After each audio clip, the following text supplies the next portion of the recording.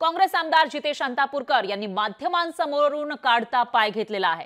Cross voting बाबत त्यांना प्रश्न विचारला होता आणि त्यावेळेला अंतापूरकर यांनी उत्तर न देता तिथून काढता पाय घेतल्याचं पाहायला मिळालं आहे। त्यांनी पळ काढलाय। माझ्यावरील आरोप बिनबुडाचे असल्याचं अंतापूरकर म्हणाले। तर सध्या मी काँग्रेसमध्येच आहे, योग्य वेळी बोलणार असाही अंतापूरकर यांनी म्हटलेलं आहे। तर जितेश अंतापूरकर यांनी क्रॉस वोटिंग केल्याचा आरोप केला जातोय आणि त्याच पार्श्वभूमीवर त्यांच्यावर कारवाई केली जाईल किंवा त्यांना येणाऱ्या विधानसभेमध्ये संधी दिली जाणार नाही याची चर्चा रंगलेली आहे आणि त्याचबरोबर ते काँग्रेसला रामराम सोडणार अशीही चर्चा रंगलेली आहे। आणि अशामध्येच जेव्हा जितेश अंतापूरकर यांना याविषयी माध्यमांनी प्रश्न विचारले त्यावेळेला उत्तर न देता तिथून पळून जाणंच त्यांनी योग्य समजलं आणि ते पळून जाताना कॅमेऱ्यामध्ये काही चालले आहे ती दृश्य आपण लोकशाही मराठीच्या माध्यमातून बघू शकता।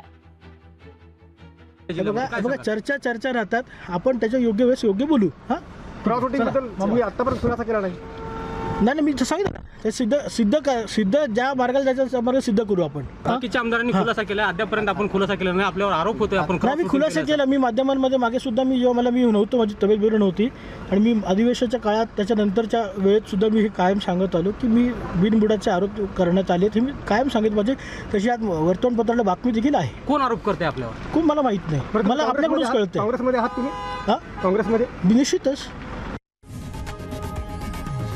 लोकशाही मराठी ऐका, पहा, जागरूक रहा।